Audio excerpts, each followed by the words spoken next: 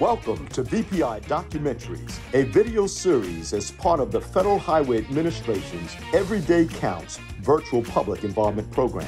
This video features Florida Department of Transportation's hybrid meetings. I'm Rusty Moser with the Florida Department of Transportation. I'm the State Public Involvement Coordinator. My name is Brittany Bianco. I am a project delivery coordinator and sociocultural effects subject matter expert for the Office of Environmental Management for PD&E. Florida is an extremely diverse state, not just in terms of populations, but in terms of land use, and we have 27 MPOs, which kind of gives you an idea of, our mix of rural and urban. We have a lot of rural areas as well. FDOT is a decentralized agency. It is made up of 8 districts, which includes the Florida Turnpike.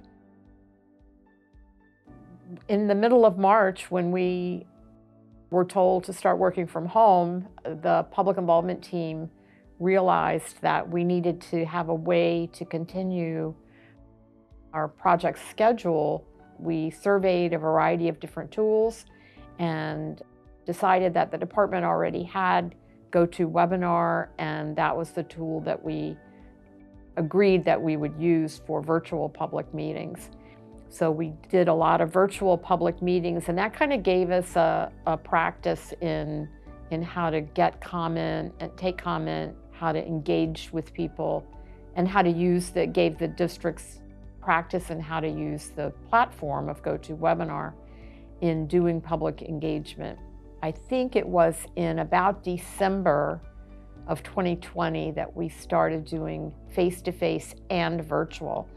Our Secretary Kevin Tebow, really liked the idea of doing hybrid meetings, and we developed a process for virtual and face-to-face meetings in the districts, and we've been doing that ever since.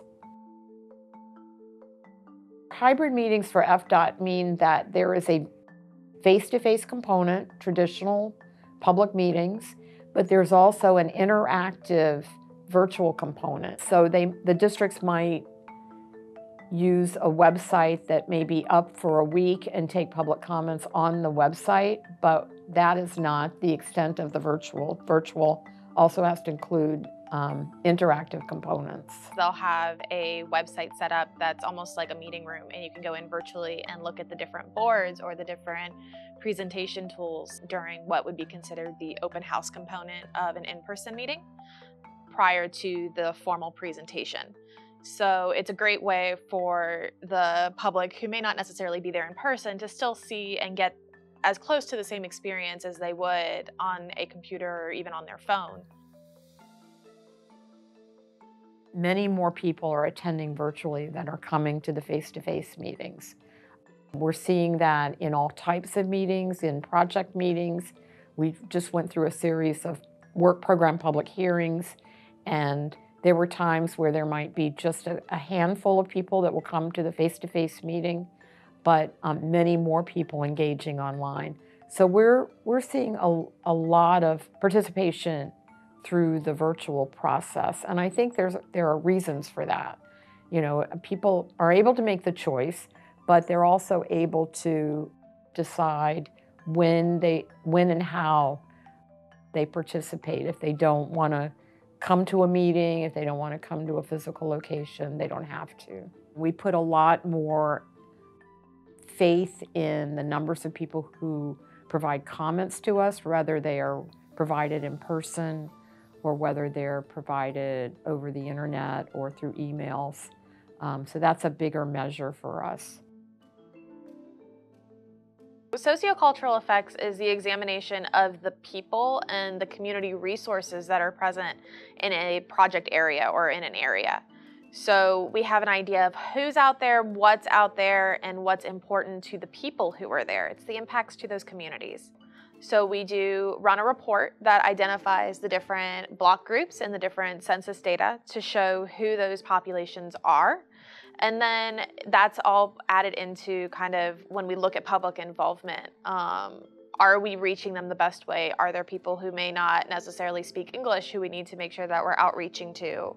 You know, it's more than just communities. It's economic benefits, it's land use, it's aesthetics. Are we changing the look and feel of that community? Are we relocating people, and are we impacting primarily people who are in those groups who may not typically have a voice?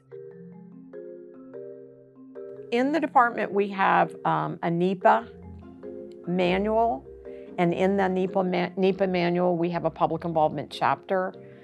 In addition, we have a public involvement handbook that covers all phases, not just NEPA.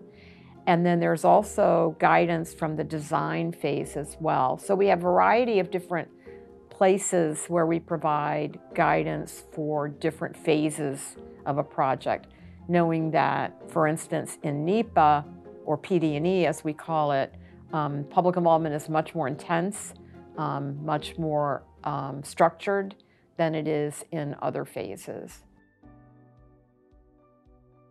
We had a team of a couple of people from each district that were reacting to proposals that we were making. For instance, we created safety measures for them to use in their face-to-face meetings, and we asked our think tank, we called it, in the districts to respond to how we were writing that guidance.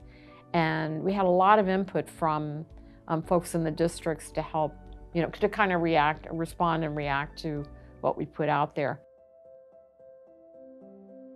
So being adaptable is so important, and also still trying to maintain a positive outlook on what we're doing. It can get kind of challenging and feel very in the weeds when we're constantly working on something like this, and making sure that we're looking at it from as fresh and positive a perspective as possible. One thing I would like to add is, at least from what I've seen, is not relying entirely on VPI. And VPI is a wonderful tool, but it's only a single tool in our toolbox. You have to get out of your chair and out of your cubicle and away from your district office and go out into the community. So I think one of the things that we have to remember is it's not about us, it's not about our convenience, but it's about our communities and about our constituents and how we can make transportation decisions with their involvement at their convenience.